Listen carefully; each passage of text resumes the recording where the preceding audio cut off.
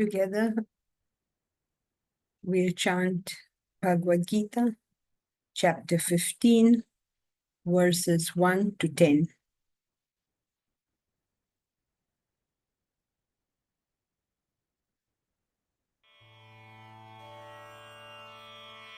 ॐ अथ पञ्चदशोऽध्यायः श्रीभगवानुवाच ऊर्ध्वमूलमधः शाखम् अश्वत्थम् प्राहुरव्ययम् छन्दांसि यस्य पर्णानि यस्तं वेद स वेदवित् अधश्चोर्ध्वं प्रसृतास्तस्य शाखाः गुणप्रवृद्धा विषयप्रवालाः अधश्च मूलान्यनुसन्ततानि कर्मानुबन्धीनि मनुष्यलोके न रूपमस्येह तथोपलभ्यते नान्तो न चादिर्न च सम्प्रतिष्ठा अश्वत्थमेनं सुविरूढमूलम् असङ्गशस्त्रेण दृढेन चित्वा ततः पदं तत्परिमार्गितव्यम् यस्मिन् गता न निवर्तन्ति भूयः तमेव चाद्यं पुरुषं प्रपद्ये यतः प्रवृत्तिः प्रसृता पुराणी निर्माणमोहाजितसङ्गदोषाः अध्यात्मनित्या विनिवृत्तकामाः द्वन्द्वैर्विमुक्ताः सुखदुःखसंज्ञैः गच्छन्त्यमूढाः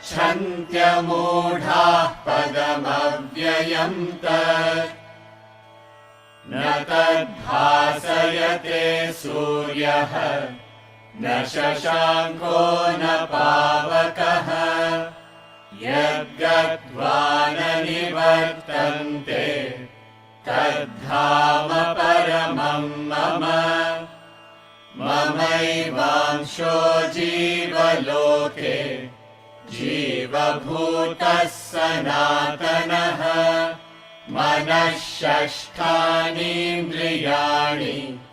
प्रकृतिस्थानि कर्षति शरीरं यदवाप्नोति यच्चाप्युत्क्रामतीश्वरः गृहीत्वैतानि संयाति वायुर्गन्धानि वाशयात् श्रोत्रं चक्षुस्पर्शनं च रसनं घ्राणमेव च अधिष्ठाय मनश्चायं विषयानुपसेवते उत्क्रामन्तं स्थितं वापि भुञ्जानं वा गुणान्वितम् विमूढानानुपश्यन्ति पश्यन्ति ज्ञानचक्षुषः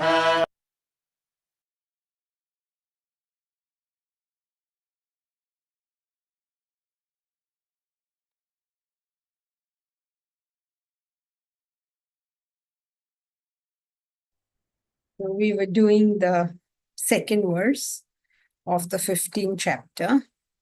The first verse told us of the tree of life with its roots above and its branches below. The expressing all the various concepts that we have already done.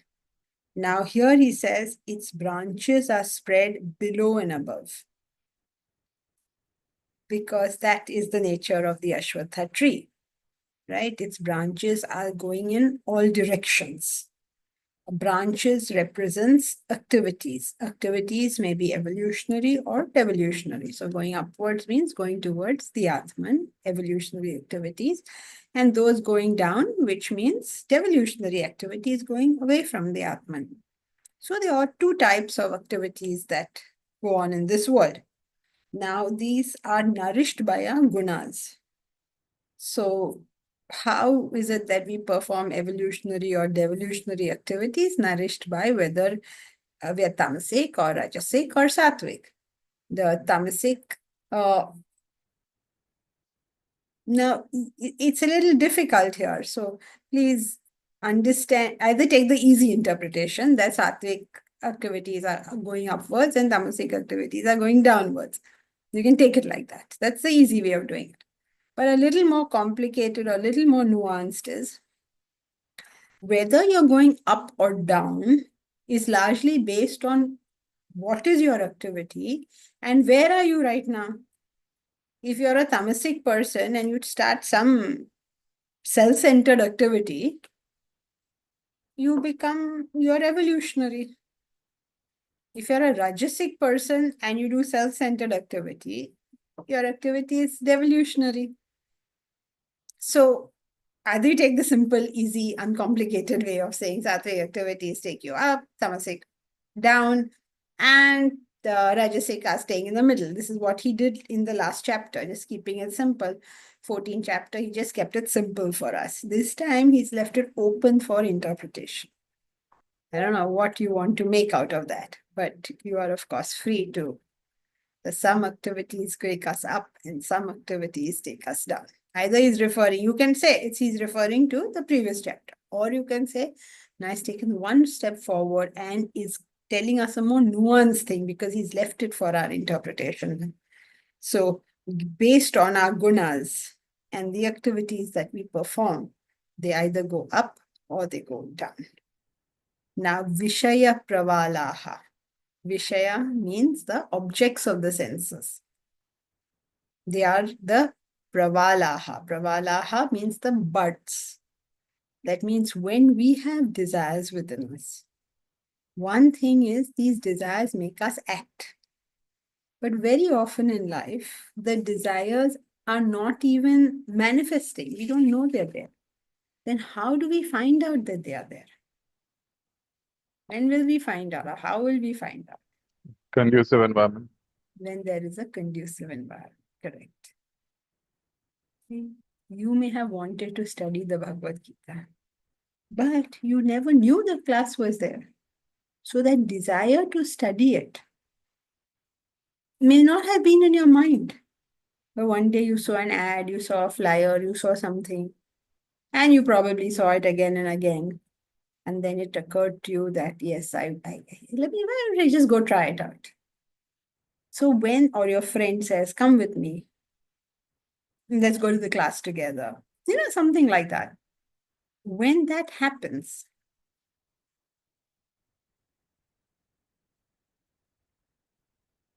the inherent desire which was within us comes to the forefront.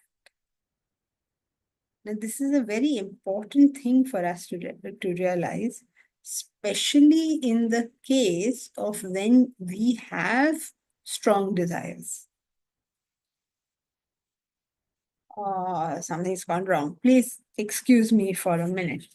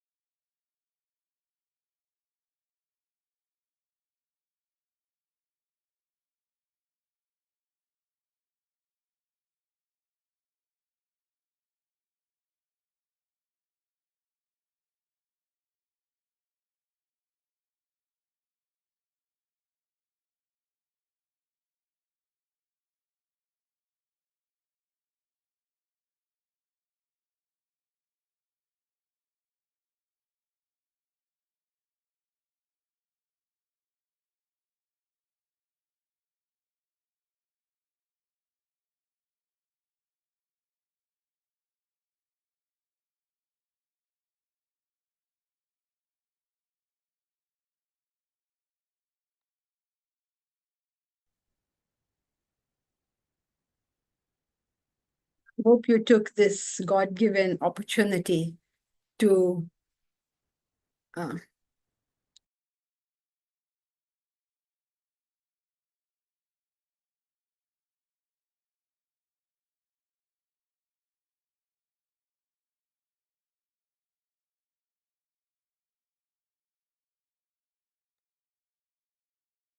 now that you have had the opportunity to think about it, can you tell me how this matters to us, even when there's a strong desire?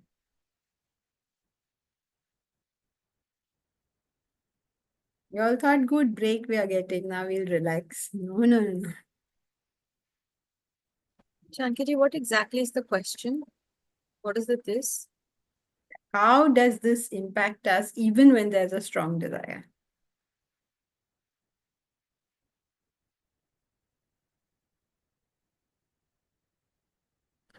Jankiji, when there is conducive atmosphere, it will manifest very strongly. Okay, so how will you use this piece of information that you have? Create an atmosphere where your better side comes out. Maintain satsang. Very good. Or putting it the other way? Avoid negative environments. Very good. Avoid a negative environment. Don't go around testing yourself. Suppose, let us say that you suffer from a hot temper. Okay? And there's one person who irritates you a lot. Now, don't go and stand in front of that person and say, I will not get irritated. Avoid until you have to, you are in control of yourself. Never react to anything out of anger, because you're not damaging the other person, you're damaging yourself. How are you damaging yourself? You're damaging yourself materially, because when you're reacting out of anger, you don't know what you're saying and what will be the consequence of that behavior of yours. And you're damaging yourself spiritually, because you're losing control of your own mind. So don't do it out of anger. If a situation causes you anger, avoid that situation. Get some control over yourself. Then go there and give yourself very small doses. If you tend to eat too much sweets, don't hang out with other people who eat too much sweets. If you tend to gossip, don't go and meet all your friends who gossip a lot, because you won't be able to stay there and not gossip. So much time we spend thinking and talking about what other people are doing. So much time and enthusiasm about what other people are doing. Enthusiasm so unparalleled, but what other people are doing. What about what we are doing? So, Vishaya Pravala. Vishaya Pravalaha means the sense objects. We don't use this terminology anymore, so we can say an environment inflames desires. It doesn't give you desires. Please remember that. It inflames them. Because when they are within, they get what should I say? They get fertilization and watering and, all of that from the external environment. So like Bharat has advised us, our sensible track is to always keep with things. Be with people whose characteristics you wish to inculcate. Be in situations where you would like to have that thing. Do not stay with people whose characteristics you do not want. Do not spend all your time with them. See, sometimes don't tell me, now I can't choose all the time. No, you can't. But whenever you can choose the ones whose characteristics you want. Take advice from the person whose life you want. We're so random about it. So, when he just says it so lightly, Vishaya Pravala, the buds are the sense objects. And that's for us to take this information and reflect upon it and think, okay, so now what's my actual takeaway? I've understood that a conducive environment brings forth my desires. So what am I to understand from this? I should go to an environment or keep to an environment which brings forth the desires I wish to inculcate. Like, for instance, I'm assuming everybody in this class wants to inculcate unselfish desires, have higher values in life, in which case you're in the right place. But if you're going to spend your time scrolling Instagram or, I don't know, doing things where they don't talk of these things, then those are the desires you are inculcating. Even our negative habits. Let us not go into a situation whether I eat too much sweets or I gossip too much or I lose my temper, whatever according to me I don't do correctly. Let's not enter a situation where those tendencies of ours are funneled. So therefore, we also as an institution keep on creating occasions where we can be together, like-minded people. When you meet, even if you talk of everything else, there's always the base of Vedanta there. So it is giving us a little impetus. Otherwise, what is the need for us to go and plant? In fact, it costs us more for all volunteers to go there and plant. It would be cheaper if we just hired some labor and say plant it. But it's not about money. It's about us doing a positive and constructive activity together, returning some of our debts to nature, being in with each other so that we sort of grow those kind of desires. So, Vishaya Pravala. Adhascha Mulanyanyusantatani Karmanubandhini Manushaloke. Karma Anubandhana. What is the Karma Anubandhana? Karma Anubandhana means the bonds of action, the binding, the holding of action. One of the problems we face as human beings, and almost across the board, everybody will tell you about this, is how much work bothers them. The great thing nowadays is, one gentleman, Narayana Murthy, he said you should have what did he say? 90-hour week, something he said. Yeah, 90 70. hours. 70 or 90, what did he say? 70, I think 70 hour week. Okay. L&T person said, director said 90 hours. Oh, okay. All right. Now, these guys, they are telling us to have these kind of work hours. In Europe, Joyce, what are the work hours per week in Europe? 9 to 5 in general.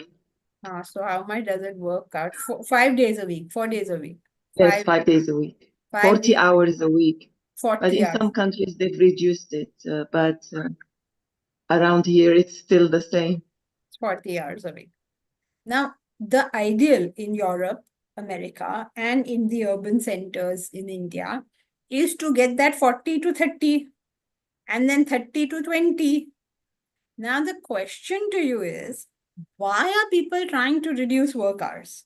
And why did this whole country, I mean, Narayana Murthy and whoever the L&T guy was, they probably said so many things in their lifetime.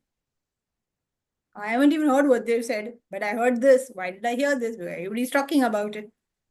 Why is everybody talking about this? Why did everybody get up all riled up and say, oh, you are a rich man, it's okay for you, you don't have to go home and cook food and wash clothes or whatever everybody got riled up and started saying. What is their primary objection to this kind of hours of work? Or why this in Europe or all the developed countries, why are they trying to reduce work hours? What's the problem here? Or what's the reason here? It may not be a problem. Stress. They find it stressful. They're not enjoying the work. They're not enjoying the work. They find it too much trouble. every working person is looking forward to the day of retirement. You know, when people come and work with us, they think that it'll be such a cool ride. So everything is so relaxed here. Then they meet our young Jayashree. She will work 100 hours a week. So everybody, she meets her, they're like, oh my God, itna to kaam kar payenge. So why is it that we're all escaping work? That's what he's trying to talk about. Karmanu bandhini manushya loke. In this manushya loke, on this planet Earth, manushya loke, Joyce means in this world of men, meaning on planet Earth. So there is a karma bandhan, there is a bondage of action. We feel trapped by action. We feel forced by action. We feel that there is a pressure on us because of action. And we are tied into it. Like you can't leave it. If a man has to, he has a young child, a family to bring up, he doesn't have the freedom to walk out of that job. And people, even in their 40s and 50s, they have to take care of their retirement expenses and all. They don't have the freedom to walk out of their job. And retired people, they don't have the freedom to not have to sit and look at their assets and juggle their investments and all of that. And what headache this is. So what is going on? All of this is what he calls the bondage of action. Now, what is there for us to think about is, if you think of all the examples where people are feeling trapped by their actions, what is the common thread?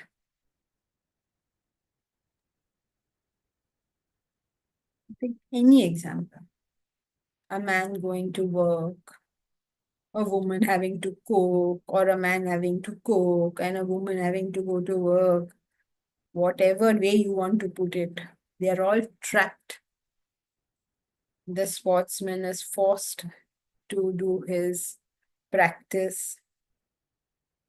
They're not looking at it like service. Very good. All of it is me-oriented. The moment that me comes into the action, the stress starts. Why does the stress start? So many things. You can answer that in various ways. But philosophically, why does the work become stressful? Is because the work is inculcating vasanas. You're creating desires out of your work. It is almost like the pipes of your household. They take all the sewage out. But when it gets flooded outside, those same pipes will bring the sewage into the house.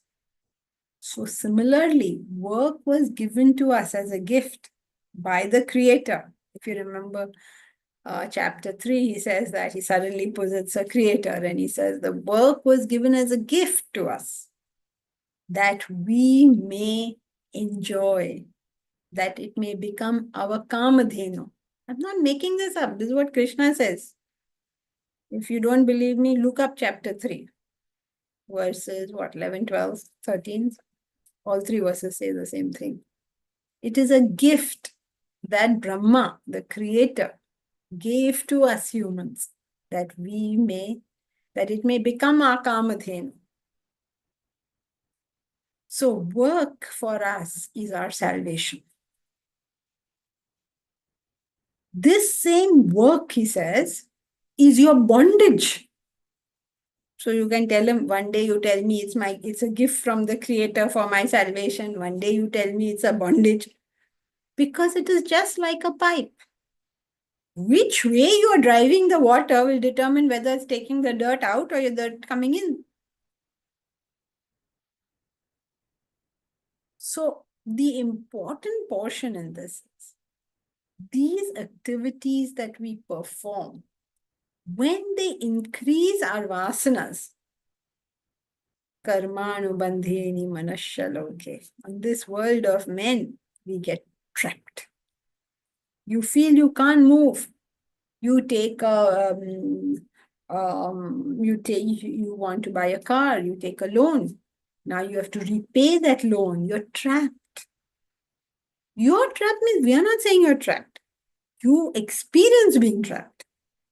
Because that's what you will say, I have to do this or I have to do that. There's a feeling of being trapped. Oh, I have to cook for my family. I have to go to work. I have to X and I have to Y. Why? All of this is the bondage of work, the bondage of karma. And it comes because in the karma, there is a strong sense of I. And if you can remove that I, the sewage will all go away. So he says, the roots stretch below as actions binding men in the world, in this world. So think of this. Here is the Atman on top. Where should the roots be going? Upwards, right? But he says it's going below. He's indicating all this, if only we read it. Okay, so therefore he's chosen a tree which goes both up and down. You know the roots, right? The roots of the peepal tree can come from up to down also. And of course, it's down also in the ground. Now he's upturned this, so everything is ulta. So he says those actions which are going down, those actions which are going down means what kind of actions? Desire. Devolutionary. Devolutionary. Which are which actions? Selfish actions. Selfish actions. Karmanubandhini manushyaloke. They catch you. You're caught by them. Now think of somebody like Ravana. He performed nonsense actions. He picked up the Lord's consort and went. Now he's trapped in this situation. What is this situation? There's a war on. His brothers are dead. His son is dead. His kingdom is being ravaged. He's trapped in this situation. Now, what's his way out? There is no way out. He has to go continue till he's dead. Because if he could not control his ego at step 1, what is he going to control it now? So it's like a destiny. You know, yesterday also I met somebody who was trying to tell me that everything is destined. That is true. And it is false. It is true because you are choosing to stay with those vasanas. And therefore that progression will take place. But if you choose not to be with those vasanas, you will turn it around. So 9 out of 10 people will not turn it around. Why won't they turn it around? Too much effort. Fantastic. Too much Don't want to put efforts.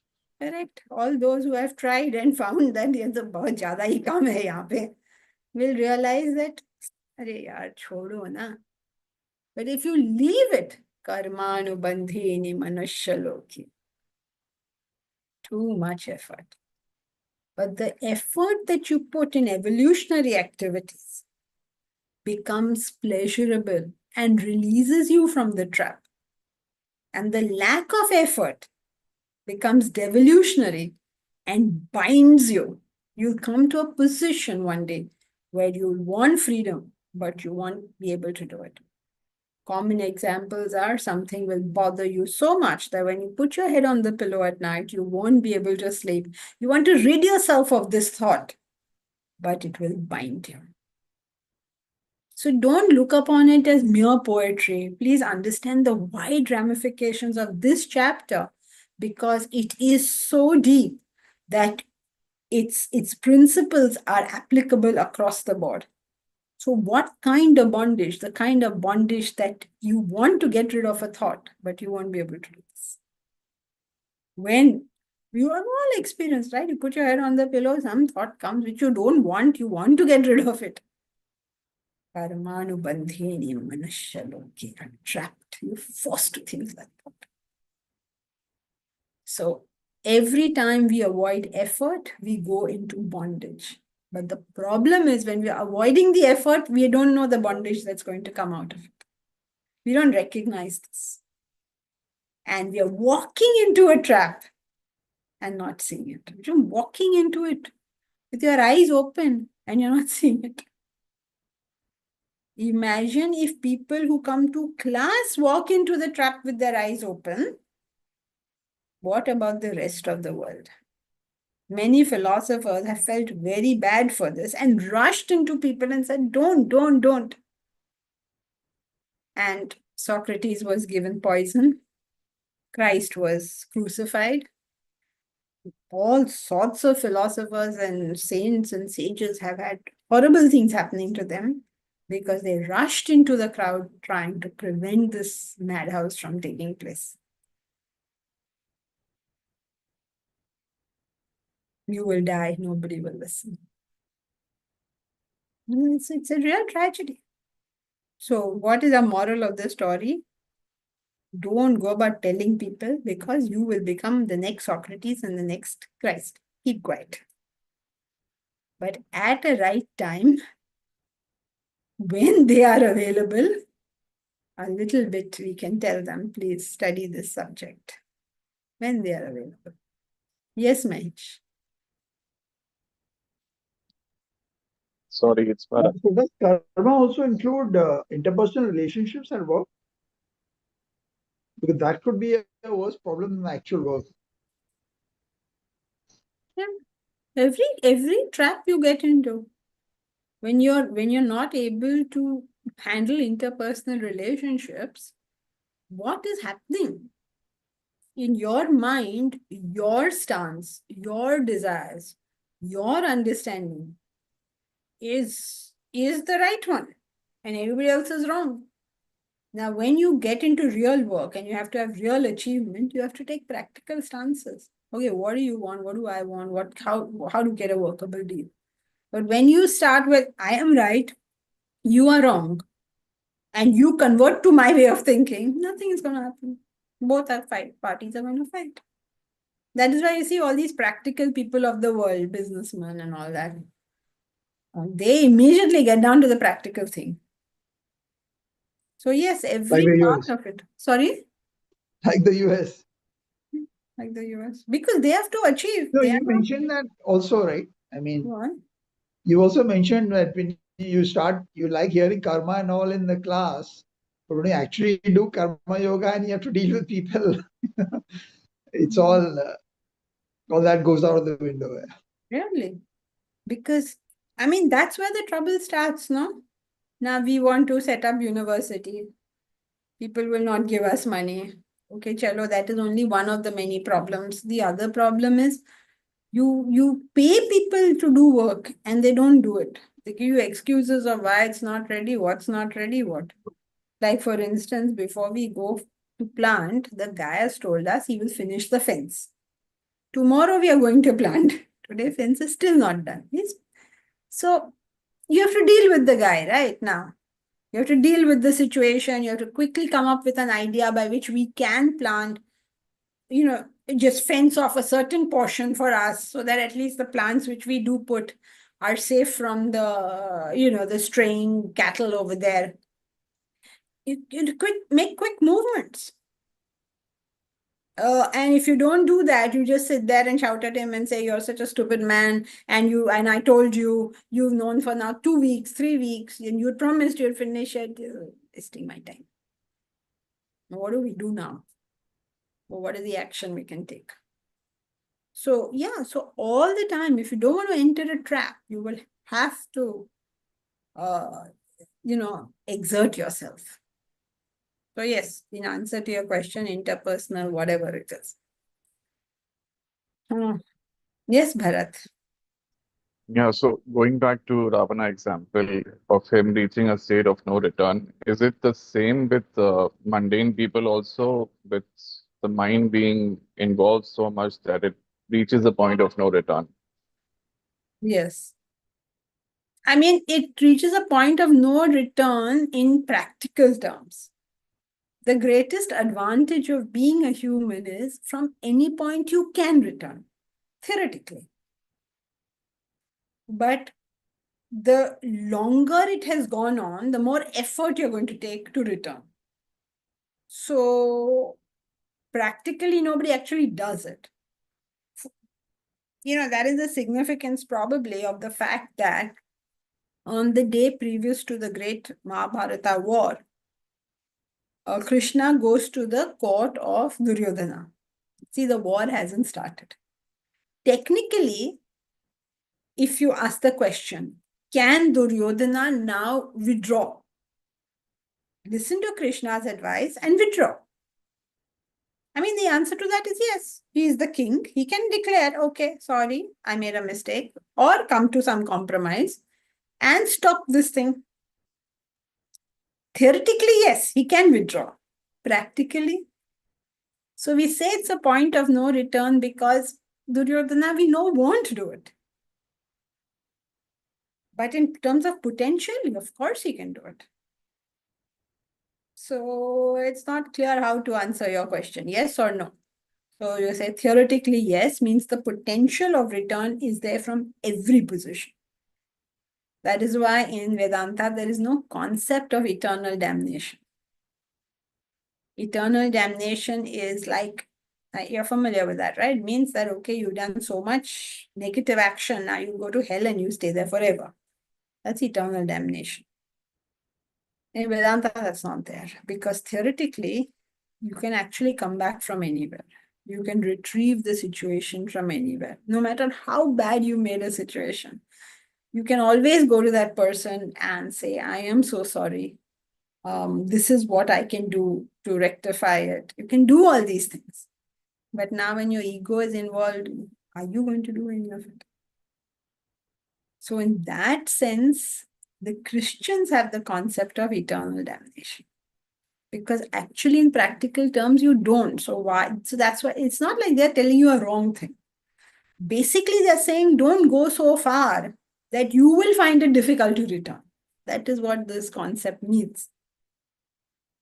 It's not like they're saying, oh, Vedanta is better than Christian philosophy. No, they're both saying the same thing. They're both saying this, the same thing in the sense Vedanta is saying the potential of return is always there, but it is extremely difficult. And eternal damnation says you will not return because you will not want to return. I mean, it's the same thing. They're not saying two different things. Yes. Thank you. Yeah, I seem to have a lot of things here. I suppose that's Momita. No, that's Milind. I don't know, Milind or Momita, I don't know. But tone also changes. I don't know which one.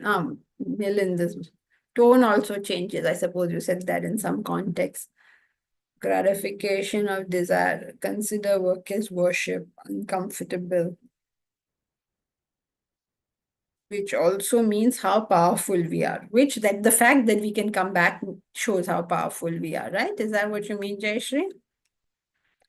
Momita, even Madhavacharya says some souls are eternally doomed. Yes, okay. The Hindu philosophy does have that. I mean, hell is a common concept, right? Across every religion, they will tell you go to hell. So now your agitation, hell means what? A state of agitations, which is what you experience when you are trapped in a situation. The question is, why are you trapped? That's what he's saying. Adhascha mulani nusantasani karmanu bandhini manushya loke. When these activities are devolutionary, you become trapped in whatever you have now done. Now, can you come out? Yes, you always have the potential of coming out. But will you come out? Probably not. That is eternal damnation. It's also drawing home the idea that, created that desire, that vasana, so strong you've made it, that it will go on and on and on. That's where this eternal bit comes from. It's relatively eternal, it'll go on for a long, long time. It's quite sad, really. And, I mean, of course, we can ourselves see that this happening to people, but we must know that we are the people to whom this is happening. Wherever we are caught, we are caught. Joyce, we may not know how to come out. Yes, that That's the deal. We don't know how to come out, but the reason we don't know how to come out is because we don't wish to know. Like Ravana, you know the story of Ravana, right? Or even what is his name? Menelaus, right? Who stole Helen? Menelaus, Paris stole Helen.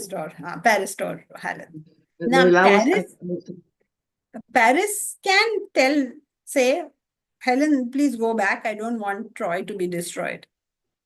Technically, he can say that, but will he say it? Hector can tell Paris, you are a stupid boy.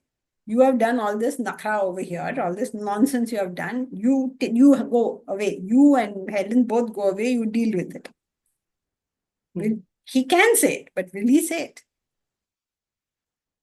And that, what is his name? Who is the guy who led the Armada? What is his name? Achilles. Huh? Achilles. Proteslos. Oh, sorry, no, Achilles was, Achilles. Proteslos. Proteslos, right? The guy who jumped. Protesilaus. No, not that guy. The guy who led the whole Armada. Protesilaus jumped. His name begins with A. Anyway, he is the one who got all the Greeks together to say, how can this most beautiful Helen be taken away from us like this? How dare Paris do it? Now all of us, all the chieftains, all the kings will get together and go to Troy and bring this girl back. You know, Helen was the most beautiful girl. She was married to Menelaus, right? And then she ran away with Paris. Right. Now, neither Hector has anything to do with it, nor this, what is his name, has anything to do with it. Right? But both these two gentlemen are fighting each other. Everybody is trapped in their particular positions. And they can't leave. And that's what all these Greek tragedies were. All the Greek tragedies are of people who could have walked out, but did not. And then inevitably it goes to its end. Same like Ravana, inevitably to his end. Duryodhana, inevitably to his end. It's eternal damnation. Now he's done all this. Now he's dead. Let us say you accept that there is a second life. He'll come back. His nature is still the same. And he will live his next life also like that. And the next like that. And the next like that. In India, people have this very fancy notion. I don't know, Joyce. In Europe, you want Agamemnon, correct? Thank you, Omkar, Agamemnon. So yeah, Agamemnon. He has got nothing in the world to do with these people, this Hector and Menelaus and Paris, uska na lena na dena. This chap has picked up the curse. And on the other side, Hector is Paris's brother. So he has to protect his brother. So he has picked up. Achilles also has got nothing to do with it. But he is fighting with, I forgot so many characters, like Mahabharata, so many characters floating around. You forget. If he fights, I won't fight. And he goes and sits in the corner. That's why women Huh? don't understand men. What? Women don't That's why understand women men. don't understand men. Oh, okay. They're But it's capable the of same these for things. women also. They also get stuck into something. Yeah, Oh, vice versa. huh? Vice versa. Yes. Vice But versa. Vedantin understands both.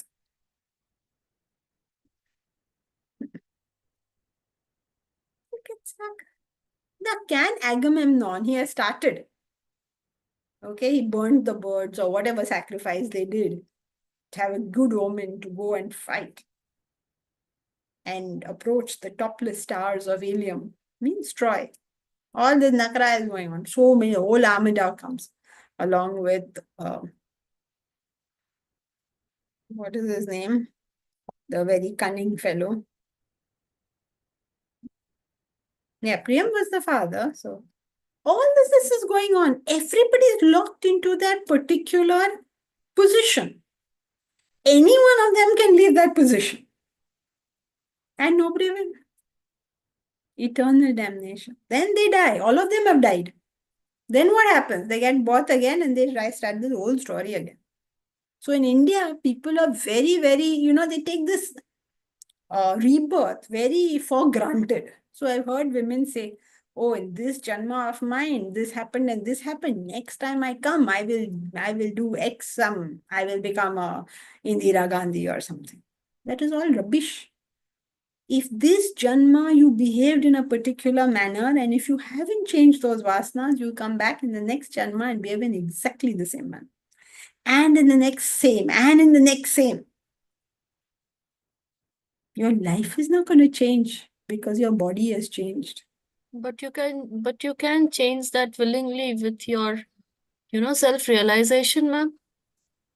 If you realize that, what I'm doing is wrong, because it seems that what I've heard, I may be wrong because I'm very new to this, this realm altogether. But Duryodhana said that, I know what I'm doing is wrong, but that's how I am. I can't change. So now you tell me, will he? No. So That's if this is the thought process, then no. That's the whole point. That is your bondage. That's why I don't know. Did you join late? I don't know, Shibani. But the point over here was that a human being can change anytime. True. In theory. But in actual practice, he doesn't do that. And that is what is the eternal damnation. Eternal damnation means you go on repeating. You won't learn what you're supposed to learn. But do you have the potential? Of course you have the potential. Otherwise, why are you studying Vedanta? True.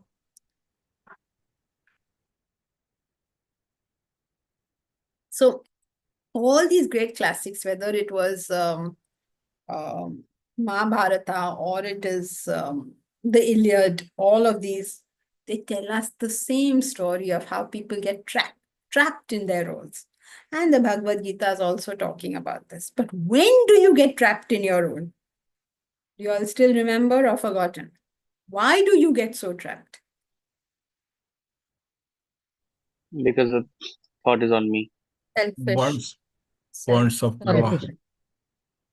It's all about me. And as long as that thought continues, you are trapped. You will not be able to release that position, even if it is good, even if it is bad. Everybody is trapped in their positions and they're, locked. Sometimes you see it in a family relationship. There is a husband and a wife, and they are always at loggerheads with each other. Not one of them comes out of that position and looks at it differently. So this being at loggerheads, they're trapped in this, both of them. So then other people will say, what to do, it is karma. They're saying it is karma, but they're not translating the word karma to action. And therefore, if I change my actions, this will also change. All this is not happening. It's all karma, destiny. It's easy to say all these things. So because of the difficulty in change, and the difficulty to change is the difficulty of Shibani. Why is it so difficult to change?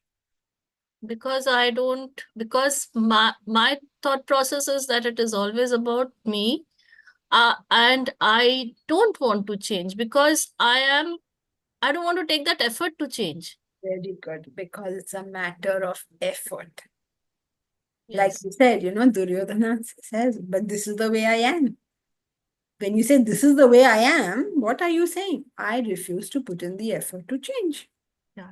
I'm not going to change because that is too much effort. It's easier for me to pick up arms and go fight, rightly or wrongly, than to look at my activities and say, did I do good things?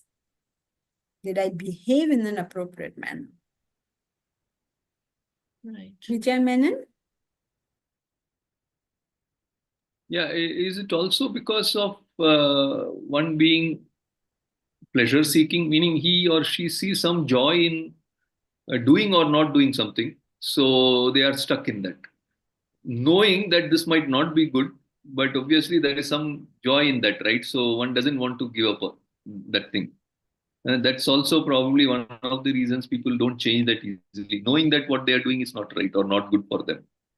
Yes, but that is just the other way of saying I don't want to put an effort. Effort is troublesome, no? It's just the other side.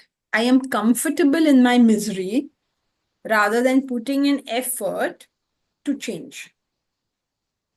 So what Yeah, you're but saying can is one just be saying the same thing. It is no difference in the two. There's not another reason. It's the same reason. The but difficulty can of one be, effort. Go yeah, ahead. but can one be comfortable in misery? What can I answer? All of us are comfortable in misery. That's why we are not realized souls. We're very comfortable. That's why we are living in Mumbai also. Because putting an effort is uncomfort zone. We are all there. We have Everybody is there. accepted the fact that, this is how it is going to be. Yes. And I have got used to it. Yes. And I'd rather stay with the pain that I know than go to a joy that I do not know. And that is why that soliloquy of Shakespeare's is so famous. To be or not to be, that is the question. Whether it is nobler to bear the slings and arrows of outrageous fortune or to take arms against a sea of troubles. Yeah, all finally boils down to how, maybe, I don't know, this is how I see it, how committed, how disciplined, how consistent you are in what you believe you want to do in life, right? Because many of us want to All do many that is next step. All that is next step. You cannot be committed to something you don't want. It can't be done. Your commitment means I want it. And I want it so much that I'm willing to pay the price. Anything, all of us want to go to Taj, but we don't want to pay the price. So we don't go. It's simple. I mean, the psychology is very simple. Thank you. Thank you. Mamita, is it also false knowledge? What to do? I'm like this only. I cannot change. These are justifications after you've decided it's too much work. Human beings are highly motivated by whether something seems comfortable to them or not. And you tell them to do something which is not comfortable. Or in Vedantic language, you tell them to do something against their likes and dislikes. They're not interested. I'm sort of weaving the language in and out is because when we talk just pure Vedantic language, it becomes almost, what should I say, as if it doesn't apply. It's just knowledge.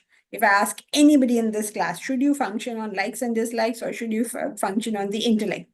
The whole class unanimously will say intellect, right? Will anyone say you have to function on likes and dislikes? But when it comes down to it, too much work. Too much work. So the discomfort I won't take. Why won't I say sorry to a person when I know I'm wrong? Discomfort I don't want. Why can't I say no to a person when I know I'm right? I don't want the discomfort. Everything boils down to the same thing. So then Vedanta keeps saying, don't function on likes and dislikes, function on the intellect. Then we say, how boring. Vedanta always says the same thing. I don't want to go to class. Same thing. Don't work on likes and dislikes, work on intellect. But now what to do? That is the truth. What can anyone do? But because we don't think about it enough, we don't see how it's applicable across the board. Therefore, this language I'm weaving in and out because I hope you can see that when he says adhascha mulanyanusantani karmanu bandhini manushya loke, it's a very beautiful poetry, no doubt. It's the words of the Lord. It's very inspiring, but it is our life, please. It is not just something floating in the air. When we perform devolutionary activities, our activity is about us.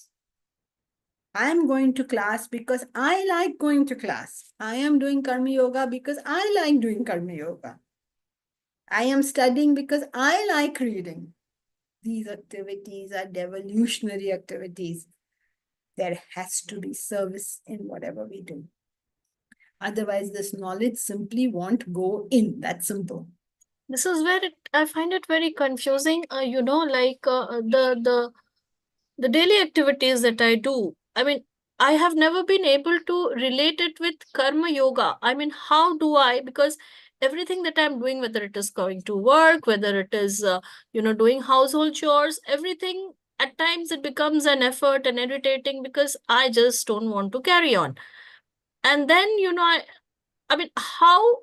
But you said in the beginning of the session that if you consider, I mean it becomes so, we get so pathetically overburdened because it is something that it is all about me. I'm doing it to gain something out of it. I mean, I'm just very confused, but how do I consider it as, I mean, how is my everyday chore become a service, and service to whom? Can you give me an example of an everyday chore? Say, I mean, coming back from office and cooking, I mean, it is something which I have to do, and it becomes, at times, it is so, I get so exhausted at the end of the day that. Okay. So here and I'm doing it for my son, I'm doing it for my son so that, but then again, like, I don't know, I get very confused. How do I look at it as a service? Okay, I have just 1 minute to answer you, Shibani. So, yes, please. How you look at it is, first and foremost, if you are working beyond your own capacity, then you must realize that this is a very selfish thing for me to do. If I had a washing machine, would I work that washing machine and run 4 or 5 cycles every day, day after day? Would I do that? Why? Because that washing machine will get spoiled. Yes. So similarly, I have these equipments. These equipments are capable of a certain amount of work. I can maybe do slightly more than that. Right. But I cannot keep the pressure on this so much that I'm like fed up. Right. That means I have not figured out that this body, mind, intellect is something that is given to me for my keeping well. I'm a trustee of this body, mind, intellect, and I will use this body, mind, and intellect in the best way possible for the service of others. So therefore, if you have, that's why I said, give me an example. So you say coming home and cooking is very difficult for me.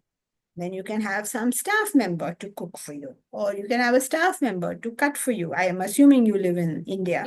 Yes. Okay, so yes, so you Kolkata. So you can have somebody to cut and keep for you.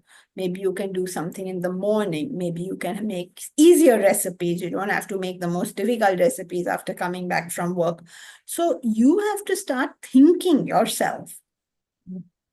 And you come home, you're so exhausted, you're cooking your food and all that. But obviously, then you're not talking to your family, you're not spending time with them. You don't know what your son is up to. For all you know, he may be up to some nonsense that you've never heard of because you never had the time to talk to him. So you have to decide what you have to do. And to make it unselfish, it starts with the original thing. Milind, every day if a son eats khichdi, he'll stop eating at home. No, so how I mean, that's what I keep thinking, that how do I make it unselfish? How do I do it I'm about to tell happily? you. I'm about to tell you. So first and foremost, decide what is the goal of your life. Right. Okay. So let us, for argument's sake now, since you are in a Bhagavad Gita class, take the goal as self-realization. Right. When you do that, then you identify your Swadharma. So your Swadharma, so whatever work you do, what work do you do? I am in the information security domain. Okay, so you're in information security, assumably that is your part of your Swadharma. Then you got a son. Assumably you also have a husband and other members of the family. So Right. you have all these various Swadharmas. I'm family person, I'm into information security. I hate asking anybody nowadays what are they doing. I never know what they're doing. Okay, so that simple doctor, lawyer, that's completely gone. So you've got information security, you've got family. These are your Swadharma. Now, each one of them you have to be in, because unless you are in your Swadharma, you won't realize the self. Now, while you are in each one of them, you will have to have your vision in each one of them. As a family member, what is my greatest contribution to the family? Working in information, whatever, security, what is my greatest contribution? You're always looking at it from your contribution. What is the most valuable thing you can contribute? And Okay. do that. Okay. Okay, you can think about it and Right. we can talk next time. Yes. Because now even Jayashree has something to say. Yes, Thank you Jayashree. so much. Hari Om, everyone. We are going to the plot tomorrow, that is Monday. Whoever is in Mumbai, please join us. We are going to plant a few trees as we had committed on last Environment Day. So we begin from Santacruz in Mumbai at around 10 a.m. Halt for lunch around 12:31. Then reach by 3:30 to the site. By 4 we start planting and be back by 5:36. I mean, we board the bus again. So we have booked a bus, a AC bus, 17-seater. So please join and look all the various developments that we have, achieved so far. It's almost now a year that, they have bought the land. So it's very exciting. It would be fun. And yes, please join. Hari Om. And you can get in touch with me. The details are also in the group. And that's all. Okay, great. So everybody who is in Mumbai, I hope to see you all tomorrow. And those who are not in